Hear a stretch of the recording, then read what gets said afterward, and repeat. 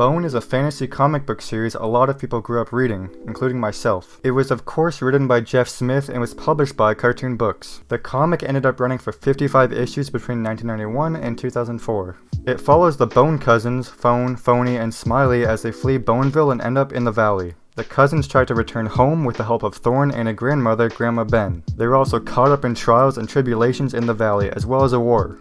The series has become a beloved cult classic among readers, with numerous attempts to adapt the series into a film. But none have been successful, only a small amount of material for either comic adaptation has surfaced. Jeff Smith actually agreed to produce an animated adaptation of Bone with Paramount Pictures and Nickelodeon Movies in August of 1998. About a year later, a first draft of the script was completed, with Jeff stating that the pre-production could begin in the year 2000, with him serving as the director. And according to Corona Coming Attractions, it was set to be animated by character builders in the summer of 2000 with a supposed release date of 2002. While Nickelodeon and Paramount both expressed interest in producing it in meetings, Jeff's phone calls were not returned and he was left with the option of letting the Bones film rights expire later that year. The story of the movie would have followed the Bone cousins ending up in the valley where they would meet Thorn and Grandma Ben. Jeff pitched the story to be very simple but with an open ending that could potentially lead to more sequels for the future.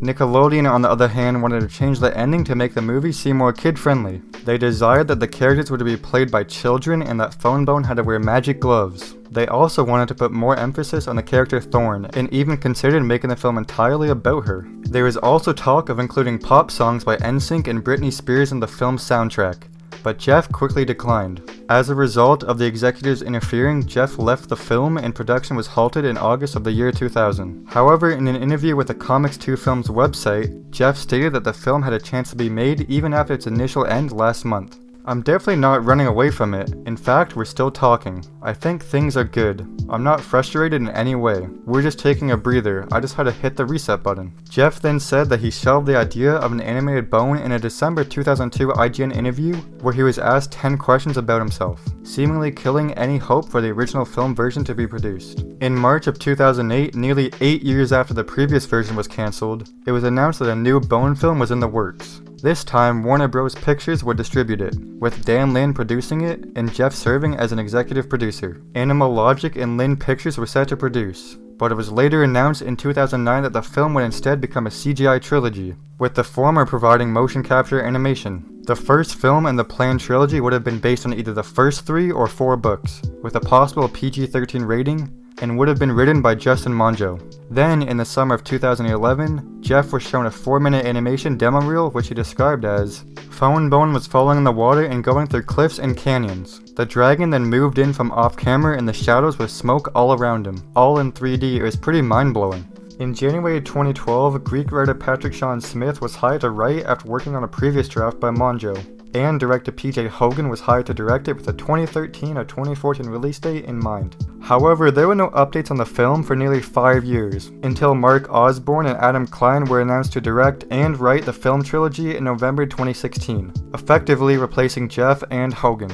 There is no material from either version of the film up until the early 2020s. However, Reddit user Clean Cupcakes on r/Bone discovered on August 16, 2020 that Paramount concept art was featured on a defunct animation website called Animated Movies on the page about the Bone film. Though its legitimacy was initially questioned, Reddit user LokiGear revealed more details and was able to prove that the art was real. The concept art was included in the Bone Vernally Quantic Slipspace edition, which was a collection of novels for the series that also included another piece of concept art for the film. The user uploaded both images a day later, although they were in low quality.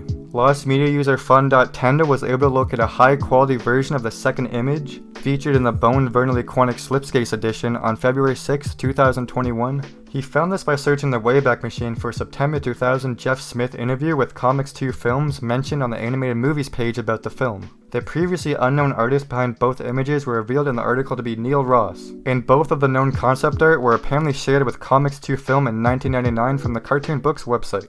Then a couple months later on April 19, 2021, Twitter user Lost Media Monsters published an image of the Warner Bros. Adaptation screenplay front cover, which had previously been unknown to most of the public.